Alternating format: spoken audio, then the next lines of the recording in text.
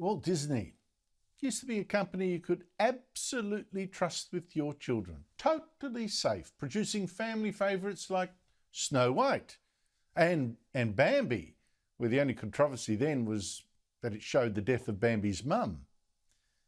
But now Disney has gone woke and big time. And I'm not so sure it's that safe. Some Disney employees were furious with the governor of Florida, where Disney is a huge theme park, and that governor, Ron DeSantis, is a new law that the media left has falsely called the Don't Say Gay bill, claiming it's going to ban teachers from using the word gay and DeSantis must be a homophobe, etc., etc. Well, that's actually false, totally false. The bill says only that children from kindergarten to grade 3 shouldn't be instructed on sexual orientation or gender identity in a way that's not age appropriate. I mean, what's the fuss here? Sounds sensible to me. But this has driven the left absolutely nuts. And radical Disney employees demanded that the Disney company take a stand. The company first said no, but then buckled. Its boss then saying to staff, "You needed me to be a stronger ally in the fight for equal rights, and I let you down. I am sorry." And now Disney's going to fight that law against preaching gender identity to kids in kindergarten. The boss has even rung the governor himself. Plus, Disney's inclusion boss is now boasting that the company has changed the way already that workers in Disney World greet children, to be more gender neutral.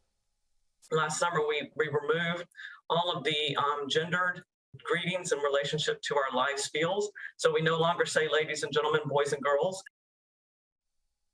No more boys and girls. What a nirvana. Joining me is Brendan O'Neill, political editor of the online magazine Spike.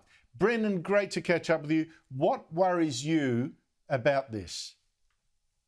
Everything worries me about this. I mean, it's got it all, hasn't it? It's got the woke corporation throwing its weight around in politics, which I don't think it's the business of woke corporations to do.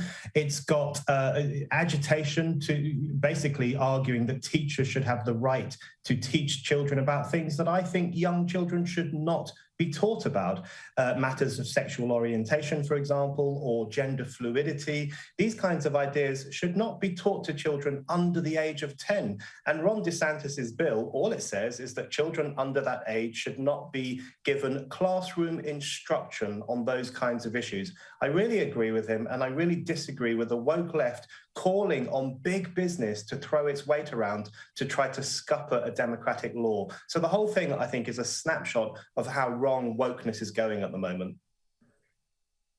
Well, let me tease some of those issues out because I share your concern.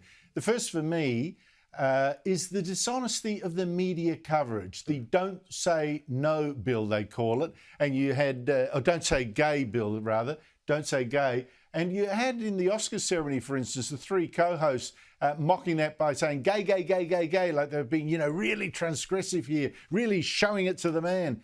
The bill doesn't say any such thing. Why does the media report it as such? It doesn't say anything like that. The bill doesn't even mention the word gay. The idea that it is an attack on gay people or gay youths is completely and utterly untrue.